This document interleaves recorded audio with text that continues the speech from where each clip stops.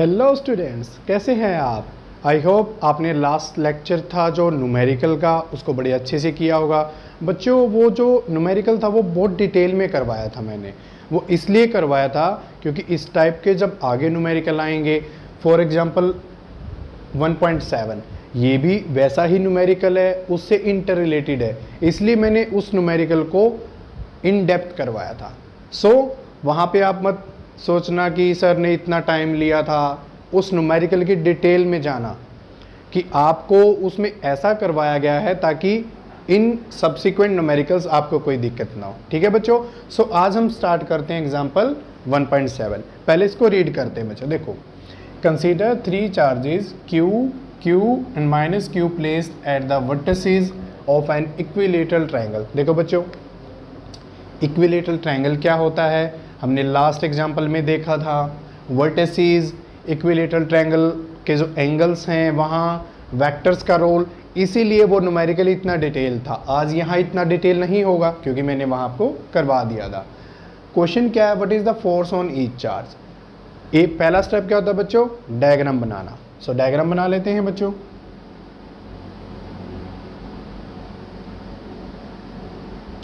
That is your equilateral triangle, जिसकी सारी side क्या होती हैं, सेम होती हैं, इक्वल होती हैं। This is point A, B, C। ठीक है बच्चों। चार्जेस क्या आपके पास, Q एंड माइनस Q। मान लेते हैं Q1 का वैल्यू है Q, Q2 का वैल्यू है वो भी Q है, और जो Q3 है वो माइनस Q है। यहाँ तक ठीक है बच्चों। What is the force on each charge, एक एक करके हमें सभी चार्जेस के ऊपर क्या फाइंड आउट करना है बच्चों, फोर्स फाइंड आउट करना है। ठीक है। पहले हम किस पे देखते हैं बच्चों, फोर्स ऑन Q1 देखते हैं बच्चों। स्टार्ट करते हैं। फोर्स ऑन Q1, इसके ऊपर हमें फोर्स बताना है बच्चों। ठीक है। किसकी वजह से लगेगा, Q2 की वजह से यूज होगा और Q3 की वजह से। Q3 कैसा चार्ज है, पॉजिटिव, पॉजिटिव पॉजिटिव, इसको क्या करेगा, रिपेल। जो फोर्स का डायरेक्शन होगा बच्चों वो क्या होगा, force on 1 due to 2। F12 इस डायरेक्शन में होगा। बात करते 3, ये कैसा बच्चों, नेगेटिव। नेगेटिव इसको क्या करेगा, अट्रैक्ट करेगा। इस टाइम फोर्स की जो डायरेक्शन होगी ये क्या होगी, this one, that is force on 1 due to 3। कोई दिक्कत है बच्चों, नहीं। देखो, दो वेक्टर हैं, कौन सा लॉ यूज करेंगे, by parallelogram law of vector addition. इन दोनों का कुछ रिजल्टेंट होगा। रिजल्टेंट क्या होगा बच्चों,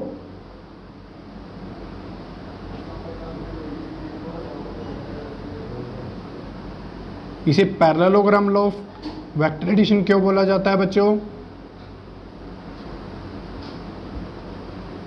क्योंकि ये एक पैरेललोग्राम बन जाता है। ठीक है। अब जो ये रिजल्टेंट है बच्चों, इसका जो डायरेक्शन है, देखो बच्चों, इसका जो डायरेक्शन है, रिजल्टेंट का डायरेक्शन किसके पैरेलल में है, BC। ठीक है। सब कुछ चीज़ों को देखना है। फोर्स ऑन Q1 क्या है आपके पास, रिजल्टेंट फोर्स F1, इसका वैल्यू हमें पता होना चाहिए। और F1 किन फोर्सेस से फाइंड आउट होगा, F12 एंड F13। ठीक है। हमें पहले क्या चाहिए, F12 एंड F13। देखते हैं बच्चों। देखो, F12 क्या होगा बच्चों, Q1 Q2 Q square 4 pi epsilon naught, इन दोनों के बीच का distance L, L square. Direction क्या होगी, अलोंग। F12 की डायरेक्शन क्या है, इस तरफ, means B to A, along BA। कोई दिक्कत है बच्चों, नहीं। F13 डिस्टेंस है L, चार्ज है Q, यहाँ है माइनस Q। ठीक है बच्चों। Q square 4 pi epsilon not L square along. Direction क्या होगी बच्चों F13 की, A to C, means along AC। यही डायरेक्शन होगी बच्चों। बड़े ध्यान से देखना है। F12 है कोई भी वेक्टर होता है बच्चों, उसको कैसे लिखा जाता है? Magnitude into direction. सो ये क्या होता है आपके पास? मैग्नीट्यूड। सो F12 का मैग्नीट्यूड क्या है? This one. F13 का मैग्नीट्यूड क्या है? This one. मुझे बताओ क्या मैग्नीट्यूड सेम है? बिल्कुल सेम है। सो हम इस वैल्यू को F का नाम दे देते हैं, हमें बार बार नहीं लिखना पड़ेगा।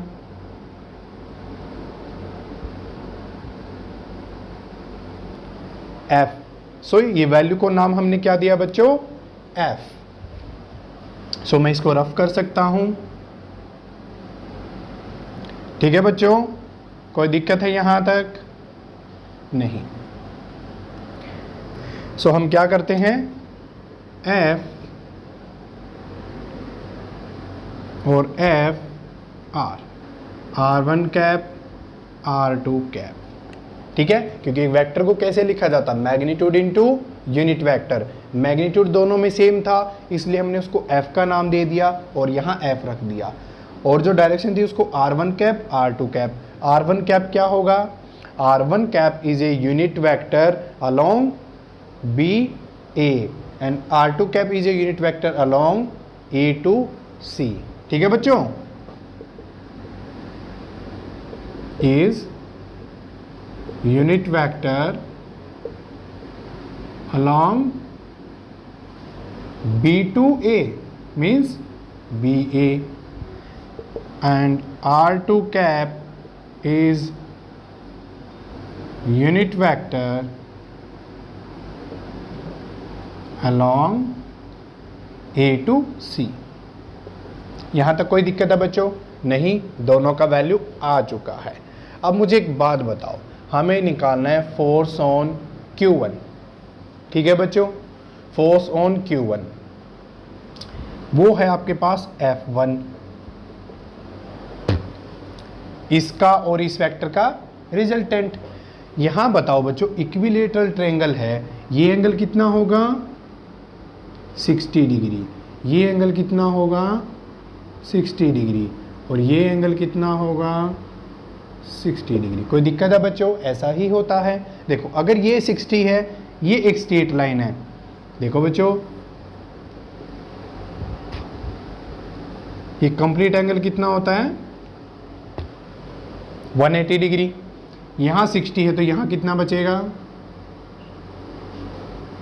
120 डिग्री। कोई दिक्कत है बच्चों?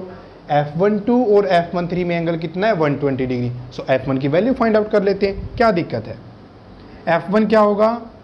F12 plus F13। ये वेक्टर एडिशन है। हमें क्या चाहिए? इसका मैग्नीट्यूड।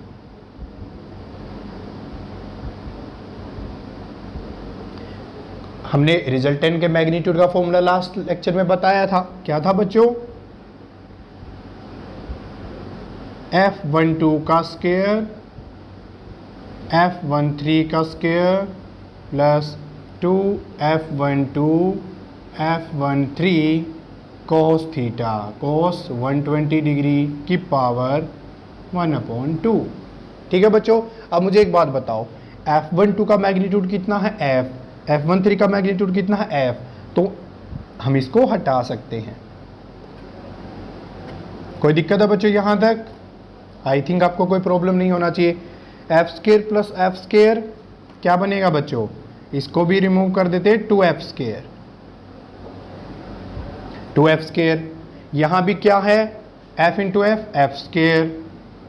ठीक है, 2f स्क्वायर यहां है, 2f स्क्वायर यहां है, कॉमन ले सकते हैं। So what we get? 2f square 1 plus cos 120 degree total की पावर 1/2। ठीक है बच्चों, अब हम क्या करते हैं? इसको थोड़ा सा रफ कर लेते हैं। यहां तक हमने लिख लिया है। ठीक है बच्चों, देखो, सो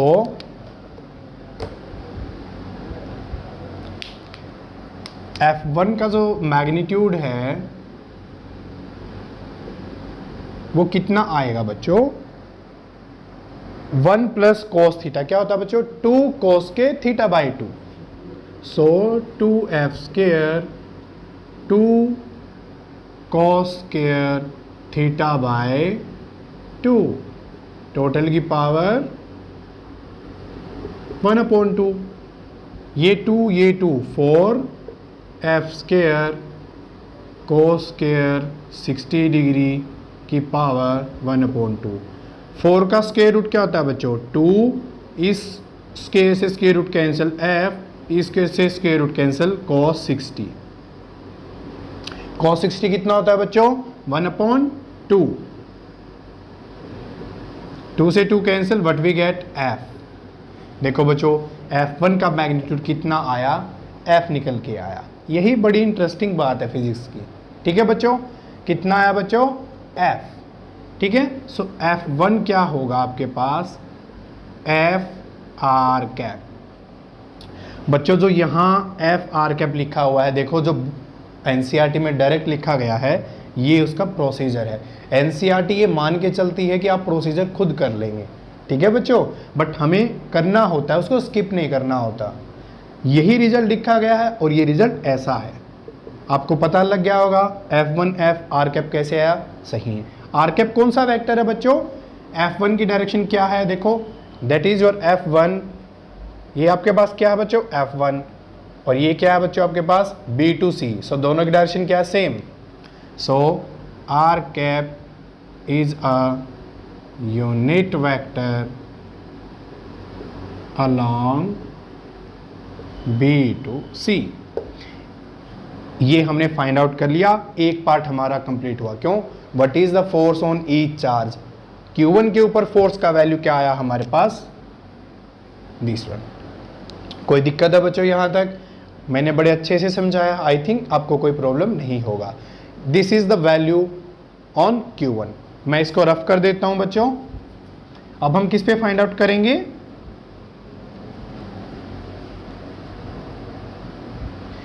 बताओ अब हम किस पे फाइंड आउट करेंगे? सो आपका F1 का वैल्यू कितना आया है?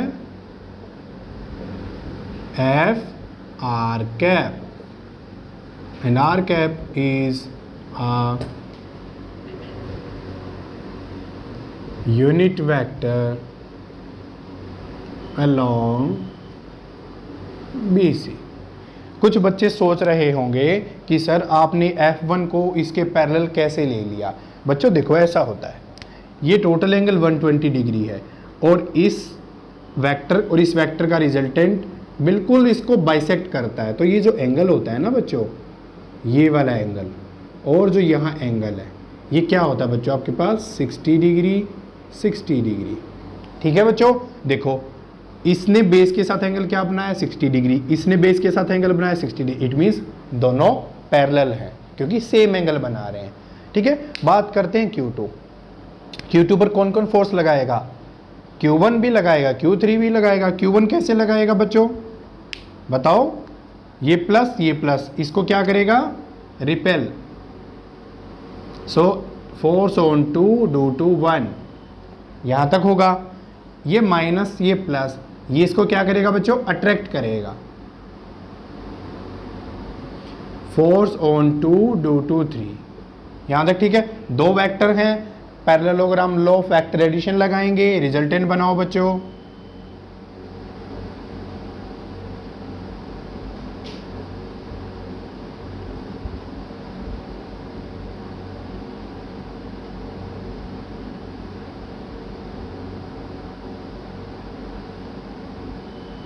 ये होगा आपके पास F2।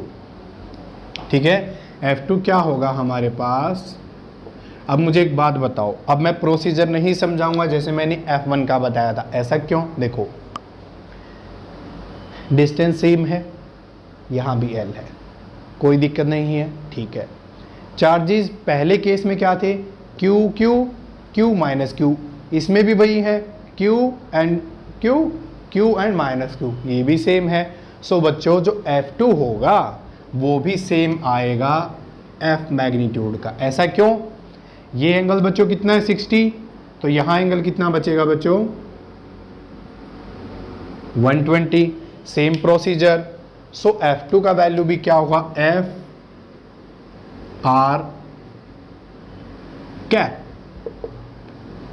R डैश कैप बोल सकते हो क्योंकि R कैप हमने यहाँ यूज किया है। ये आर डैश कैप क्या होगा, सेम है बच्चों।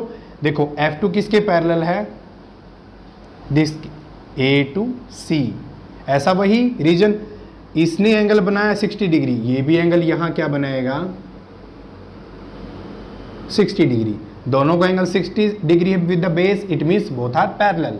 सो हम बोल सकते हैं R dash cap is a unit vector along A to C। कोई दिक्कत है बच्चों यहां तक, बिल्कुल नहीं है।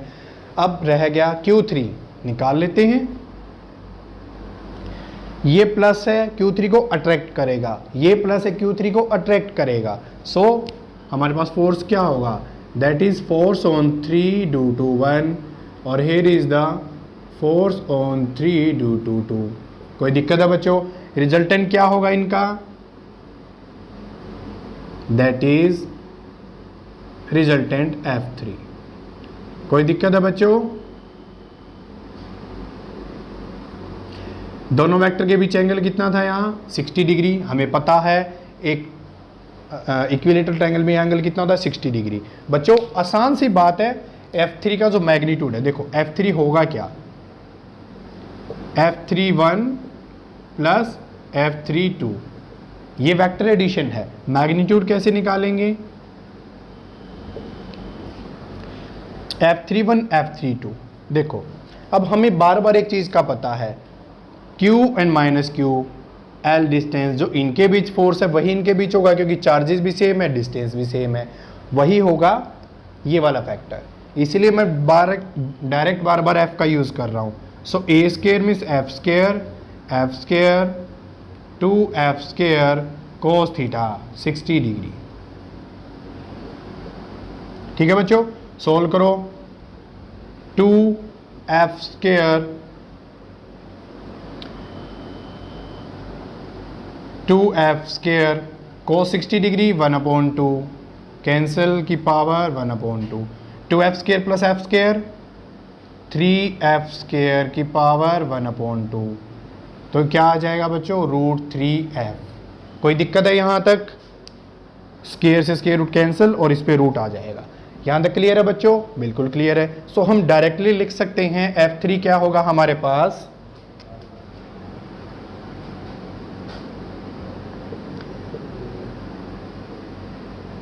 √3F R double dash cap, कुछ भी नाम दे सकते हो, आपकी चॉइस है, R1 R2 R3 दे सकते हैं। ठीक है बच्चों, मैं इसको रफ कर देता हूं, ठीक है। R double dash cap is a unit vector, कहां है ये वेक्टर, किस डायरेक्शन में है। अब ये किसी साइड के पैरेलल तो नहीं है, ये क्या है, इस एंगल को बाइसेक्ट कर रहा है। बाइसेक्ट का मीनिंग दो इक्वल पार्ट में डिवाइड कर रहा है। किस एंगल को, एंगल ACB या BCA, जो भी आप बोले। Is a unit vector R double dash cap is a unit vector in the direction of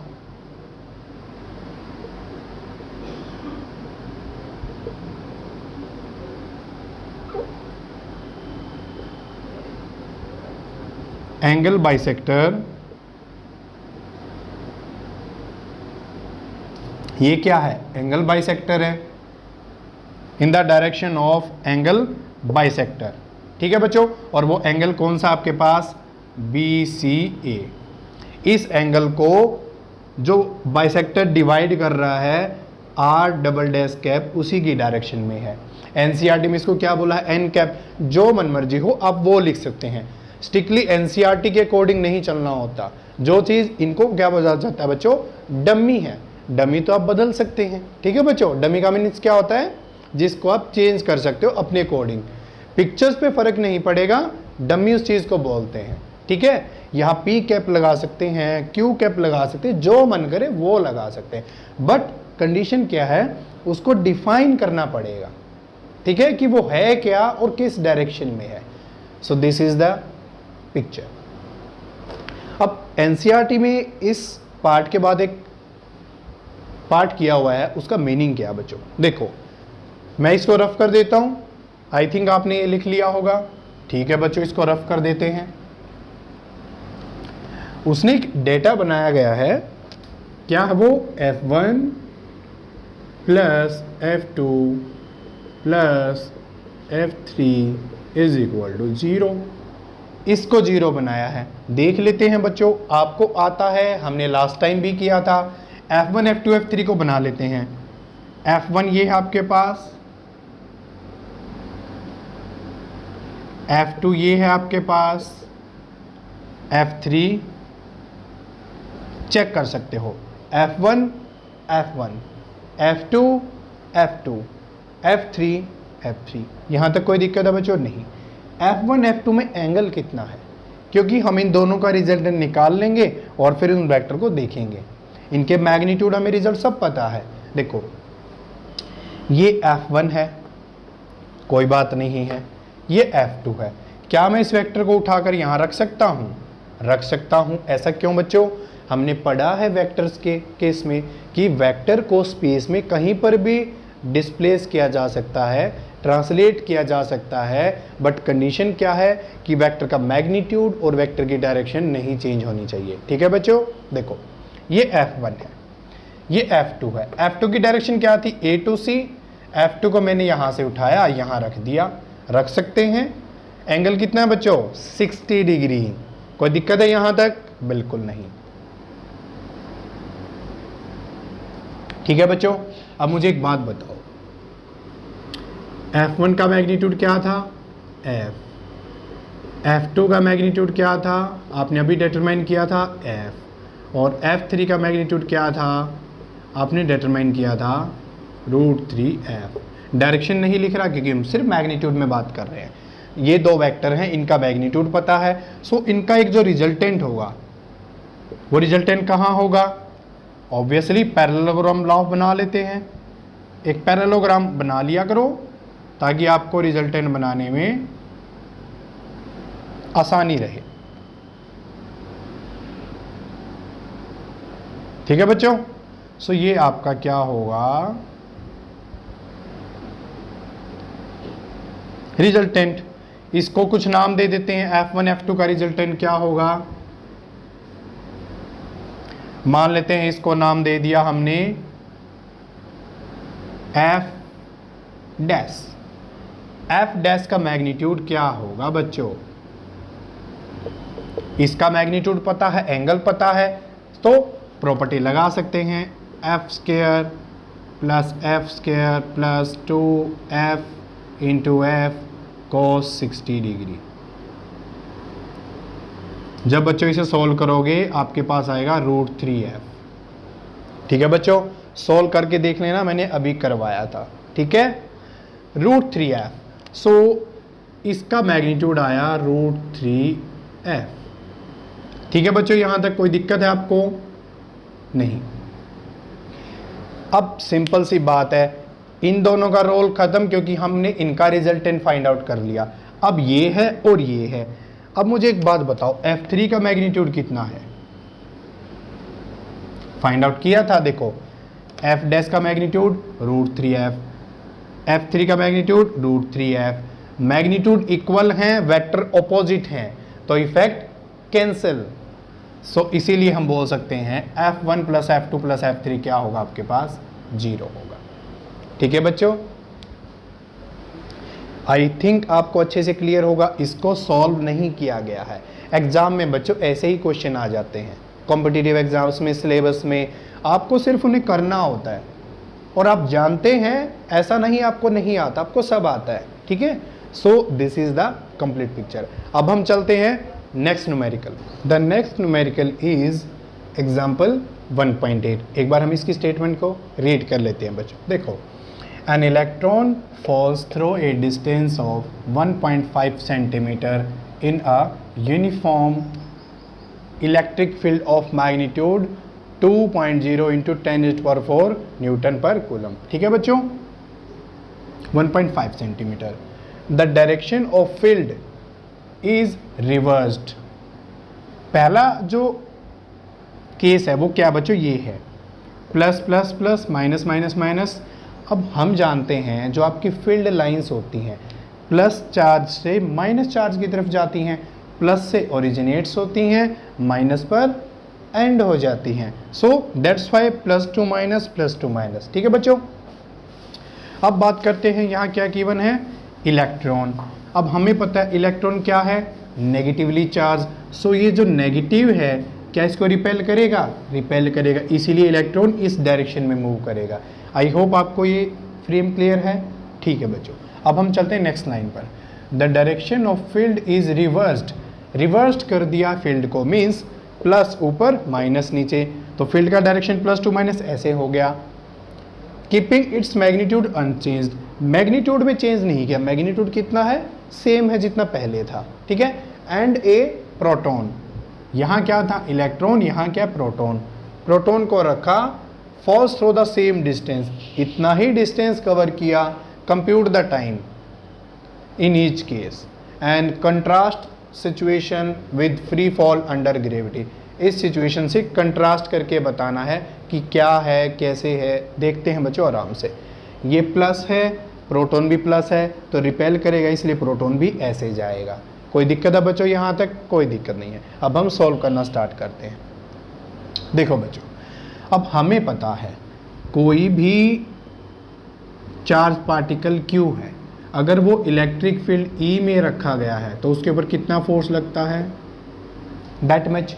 कोई दिक्कत है बच्चों यहाँ तक, इसको अप्लाई करो। फोर्स ऑन इलेक्ट्रॉन, चार्ज कितना है, इलेक्ट्रिक फील्ड का मैग्नीट्यूड रख लेंगे हम, वैल्यू इतना लगेगा। बट हम डील कर रहे हैं, ये नेगेटिव साइन क्या शो करता है कि जो इलेक्ट्रिक फील्ड का डायरेक्शन है वो तो ये है, और जो फोर्स का डायरेक्शन है वो डाउनवर्ड है, FE, ये डाउनवर्ड है इसकी वजह से। ठीक है बच्चों, इलेक्ट्रिक फील्ड अपवर्ड है, फोर्स का डायरेक्शन डाउनवर्ड है ड्यू टू माइनस चार्ज, क्योंकि नेगेटिव चार्ज नीचे आ रहा है, इट मीन्स फोर्स नीचे लग रहा होगा। ठीक है बच्चों, ये ओरिजिनल है, बट हमें क्या डील करना है, मैग्नीट्यूड में। सो हम इसको सिर्फ मैग्नीट्यूड में लिख लेते हैं, FE, मैग्नीट्यूड कितना है, फॉर एग्जांपल E। फोर्स क्या होता है बच्चों, mass into acceleration, mass of electron, acceleration of electron, charge of electron E। हमें क्या निकालना है, AE, एक्सेलरेशन ऑफ इलेक्ट्रॉन। ठीक है बच्चों, क्यों, कंपेयर किससे करना है, फ्री फॉल अंडर ग्रेविटी। ठीक है, इसका यूज करेंगे, निकालना क्या है, टाइम। टाइम को निकालने के लिए एक्सेलरेशन का यूज होगा। वो क्यों होगा मैं पहले आपको वो बता देता हूं ताकि आपको सिचुएशन क्लियर हो। देखो, हम जानते हैं S क्या होता है, UT plus half AT square. हमने 11th क्लास में ये इक्वेशन किया था। ठीक है बच्चों, इस इक्वेशन को यूज़ करने का एक कंडीशन होता है, ऐसा नहीं होता हम इस इक्वेशन को कहीं भी यूज़ कर सकते हैं। क्या कंडीशन है, जो ये एक्सेलरेशन होता है ये कांस्टेंट होना चाहिए, तभी हम इसको अप्लाई कर सकते हैं। कभी भी जब आपने न्यूमेरिकल्स किए होंगे, अगर एक्सेलरेशन वेरिएबल है, वेरी करता है, ये इक्वेशन हम यूज़ नहीं कर सकते। इस इक्वेशंस थी v is equal to u plus AT, v square minus u square is equal to 2AS, S is equal to UT plus half AT square. इन इक्वेशन की कंडीशन क्या है, एक्सेलरेशन क्या होना चाहिए, कांस्टेंट होना चाहिए। ठीक है बच्चों, अब देखते हैं कंपेयर किससे करना है, free fall under gravity. Free fall का मीनिंग क्या होता है, इनिशियल वेलोसिटी 0 लेना है। सो हमें कंट्रास्ट इसी से करना है। इट मीन्स हम ये मानेंगे जो इलेक्ट्रॉन है स्टार्टिंग फ्रॉम रेस्ट, जो प्रोटॉन है स्टार्टिंग फ्रॉम रेस्ट, जो इलेक्ट्रॉन है starting from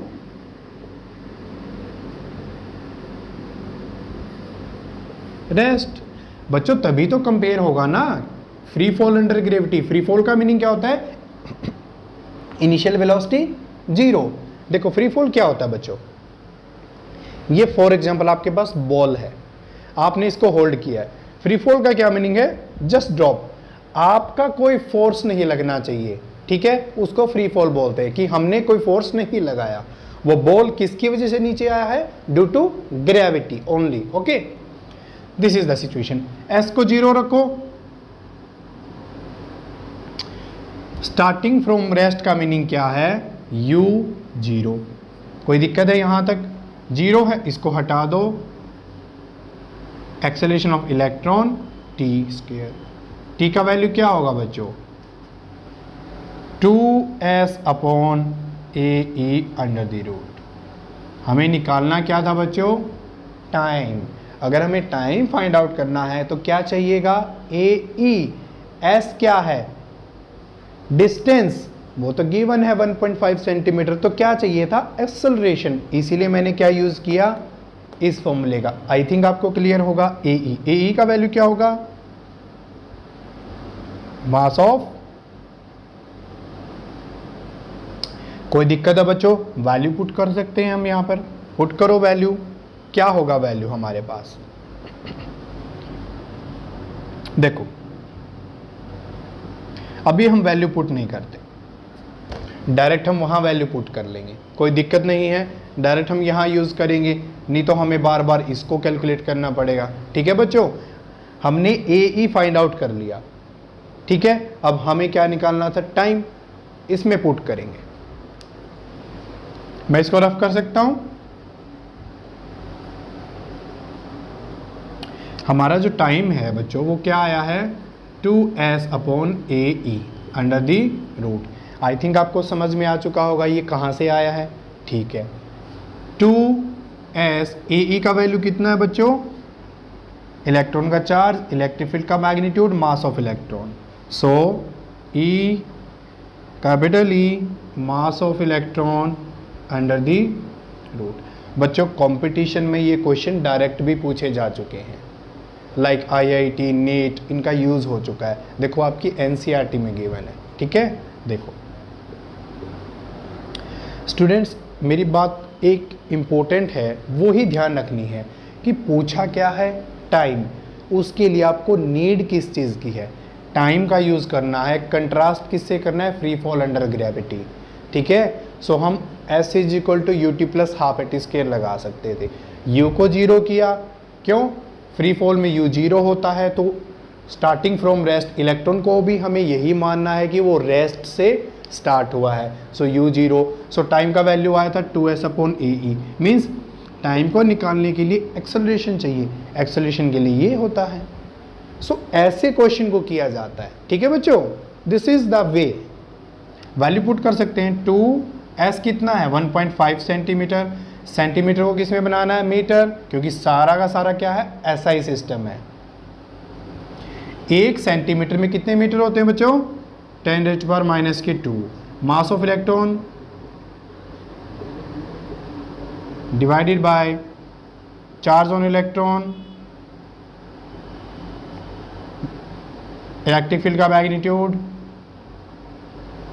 under the root.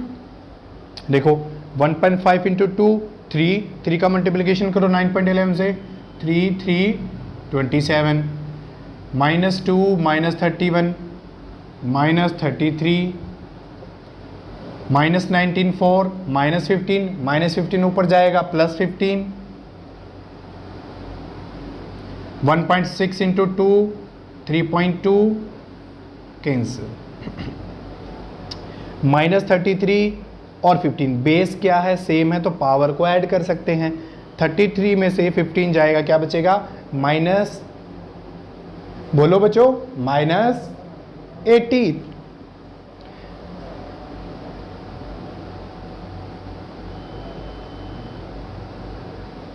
-3.2। देखो बच्चों, -18, पावर कितनी है, 1/2, 18 × 1/2 -9।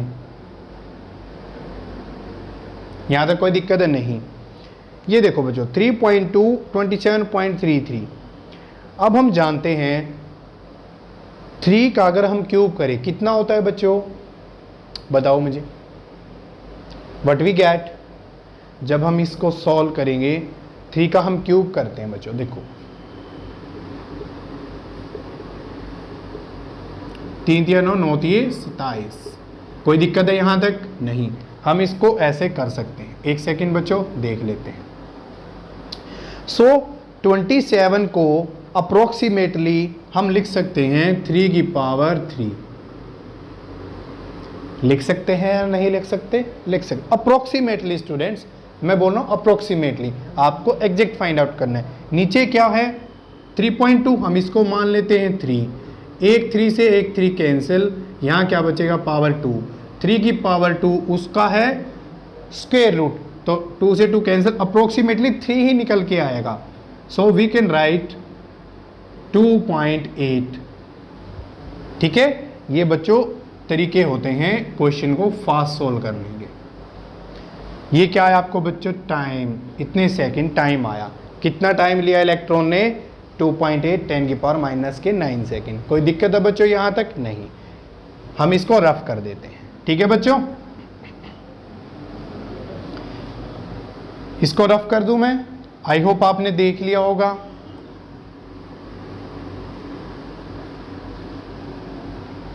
(2.8 10 to the power minus second. देखो बच्चों, इलेक्ट्रॉन ने जो टाइम लिया,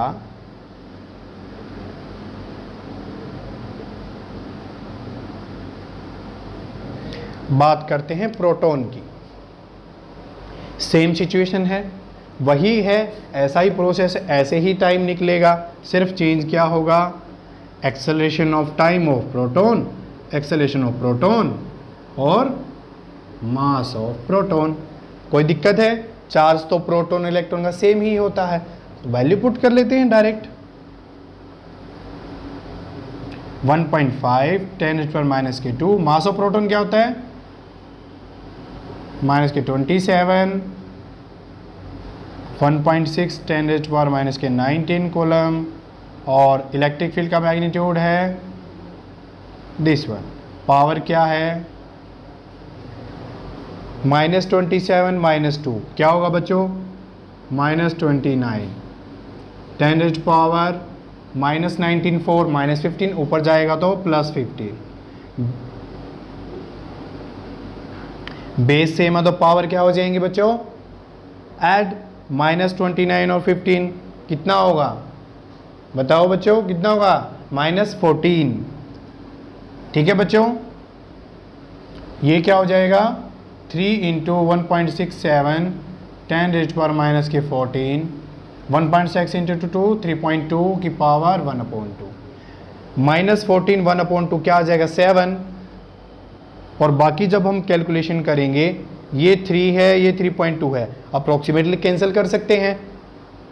सो रिजल्ट आएगा 1 point something. So what we get 1.1 या 1.2 के अराउंड कर सकते हैं 10 to the power minus के 7 सेकेंड। ठीक है बच्चों, ये साइंटिफिक नोटेशन होता है, यहाँ का फैक्टर ज़्यादा इंपॉर्टेंट नहीं होता, ऑर्डर में बात करते हैं। ठीक है, हमने 11th में किया था ऑर्डर ऑफ मैग्नीट्यूड, उसी कॉन्सेप्ट का यूज़ किया जाता है। देखो बच्चों, इलेक्ट्रॉन ने टाइम लिया -9 सेकेंड, प्रोटॉन ने टाइम लिया -7 सेकेंड। सो मुझे बताओ इलेक्ट्रॉन ने टाइम ज़्यादा लिया है या प्रोटॉन ने? ऑब्वियसली प्रोटॉन ने। एक बार मैं इसको रफ कर देता हूँ, सभी ने देख लिया होगा।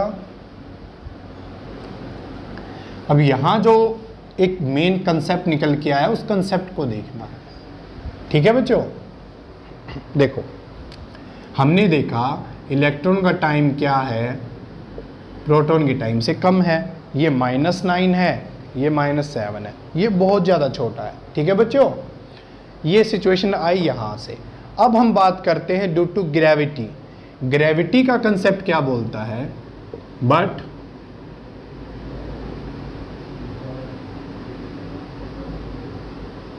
in case of free fall under gravity, time t is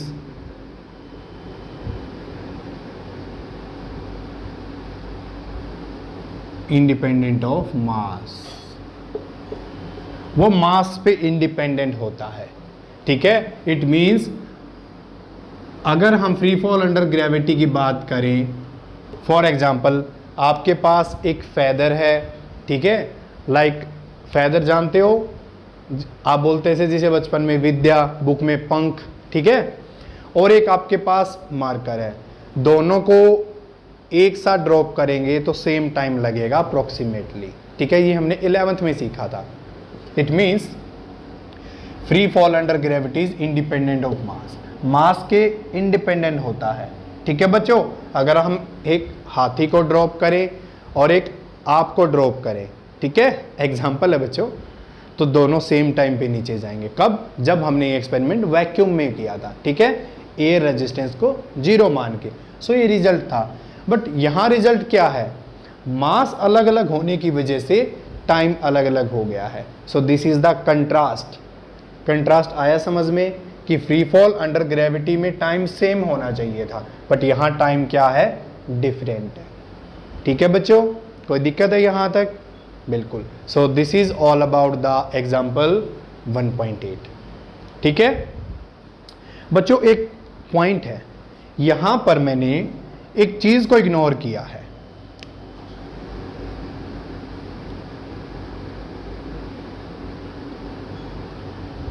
neglected क्यों? देखो फोर्स नीचे लग रहा है तो ग्रेविटी भी तो नीचे ही होता है। आपने ये पिक्चर में सोचा ही नहीं कि जो जी है वो भी तो डाउनवर्ड एक्ट करता है, तो हमने जी को तो पिक्चर में लिया ही नहीं। हमें लेना चाहिए था, बिल्कुल लेना चाहिए था। हमने इसको नेग्लेक्ट क्यों कर दिया? बताओ वाई?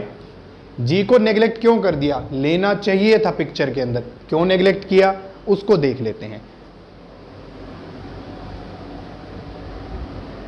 वैसे मैंने आपको ये चीज पहले भी बताई है, फिर भी देख लेते हैं बच्चों। एक्सेलरेशन का वैल्यू कितना आया था? फॉर एग्जाम्पल यहां जो हमने एक्सेलरेशन फाइंड आउट किया था, चाहे इलेक्ट्रॉन का फाइंड आउट करो चाहे प्रोटॉन का करो, कोई प्रॉब्लम नहीं है। हम फाइंड आउट कर लेते हैं प्रोटॉन का। एक्सेलरेशन क्या था बच्चों? दिस वन, वैल्यू पुट करो।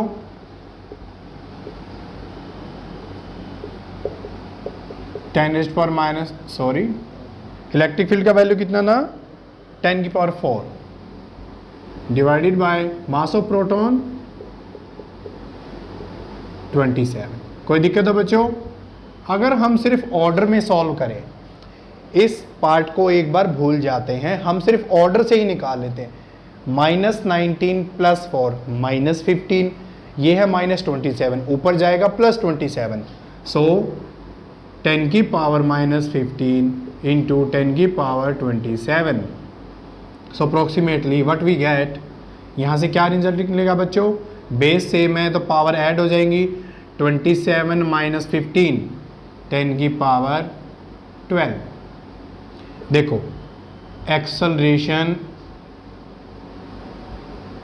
10⁻12 मीटर/सेकंड और जी का वैल्यू होता है 9.8 मीटर/सेकंड। अप्रॉक्सीमेटली हम हर कहीं 10 मीटर/सेकंड।